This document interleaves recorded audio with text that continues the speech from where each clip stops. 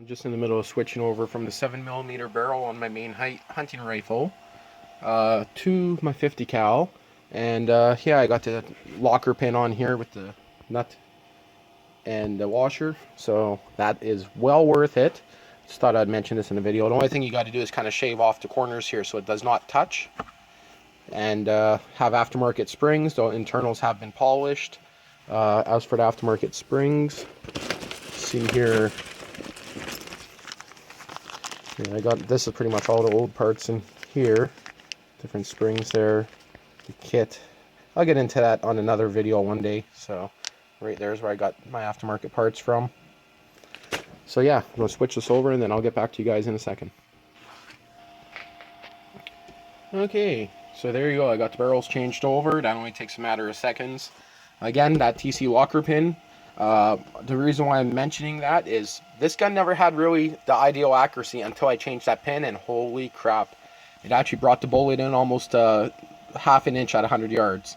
So just doing that pin and having it free floating so it's not touching.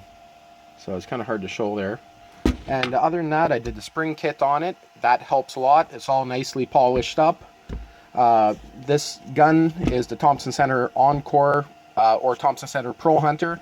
It's Encore Endeavor is the actual model of it. It has a fancier receiver here. I'm probably one of the first people to ever get these rifles when they were first released. I had it special ordered and on hold. And yeah, this one here is this is in 7mm Magnum.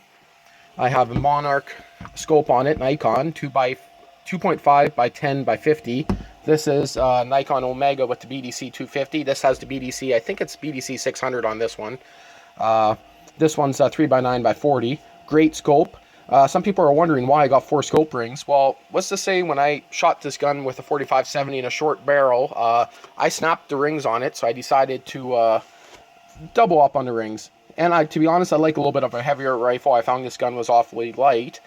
This is EGW Gunworks mount, so I got both of those. Those are freaking awesome. I was going to get it drilled and tapped for the 6th bolt on here, like the stud. It's a bolt. And it only has the 4 right now, and I never had any issues with it. I know on the 45-70 and the big cal handgun barrels and stuff, it is ideal because that's a lot of recoil. And other than that, has been a great gun. I did have a few problems with it. I guess it would be 2 years ago, where it was misfiring light primer strikes, but only on the rifle side. So I ended up getting the springs boosted. And my old man's making a video, so give me a second. And old man making his own video, Drive Shaft Drew on YouTube. So yeah, just thought I'd mention that. This also has the fancy stock that has the energy burners on it here. They flex in. Makes it a little bit easier on the shoulder, even though there's not much kick in any of these cals. And yeah, just thought I'd make a quick mention. Some cold and flu pills because I got a little bit of stuffy nose. Should have left those off the video, but yeah. Oh, I guess I'll show also what I shoot in this. So right there, this is the only ammunition I like to shoot. I do like the idea of the pure copper design. I hate using lead if possible. I like pure copper. And yep, that's right there is what I mainly shoot. Very accurate. As for powder, I used IMR hot whites. So I like them because they come in individual tubes, just like these guys here. And what I like to do with those tubes is just get some shells ready to go. These ones have been bounced around in quad a bit, so I'll be dumping these into the fire and starting from scratch with a few new loads. And I got a new thing of primer right here, or powder. Even though this is all bashed up looking, it is brand new and from this year. So I bought this just after muzzle loaders, or just after January, I guess, just at the beginning of the year. So, and I also bought another pack because I forgot I bought these. So I got plenty of powder, and I do run 3 of these in the gun, even though they recommend never to run more than 2. So, but yeah, the gun is a Magnum rated muzzle loader, so I have no problem cranking her up there.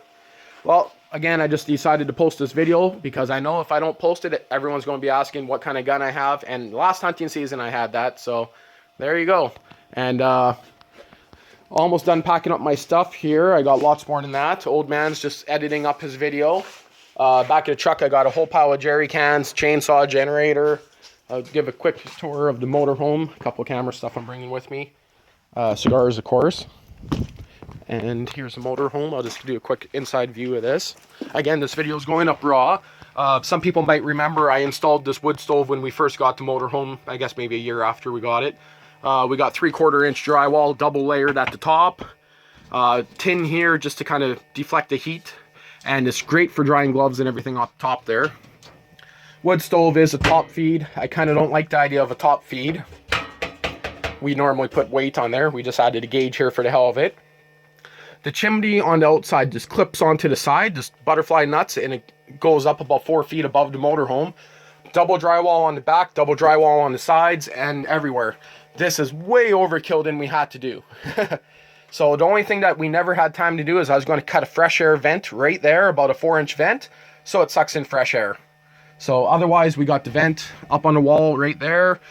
We got the vent right here, and we never put weather stripping in there on purpose. And we leave the windows cracked on the front. That's our cold storage zone. We got our bins here loaded up, ready to go. Cupboard here. That's my side, my old man's side. I just installed an Android TV box here. So it's a Z64 Mini X unit, Mini X. LCD 19-inch screen. We used to have a 22-inch in here, but we downgraded. This system here only uses 50 watts of power, where our old system used almost 200 watts of power. So we got 3 semi-truck batteries underneath the seat there, and we're just charging up the battery, double checking here that they're all good. Custom charge controller set up there behind there. We do have solar panels that we use. We're cranking the batteries up to almost 16 volts right now. So just to give them a nice hot charge, make sure they're good. Up here again is just more storage. We got our drinks, we got everything there. Solar panels way buried at the back. We'll have to set that up tonight, and we'll be leaving probably in about half an hour. So yes, that's the end of this video, and don't expect to see any more videos for about 2 weeks. I probably won't post anything until we get back. Sweet.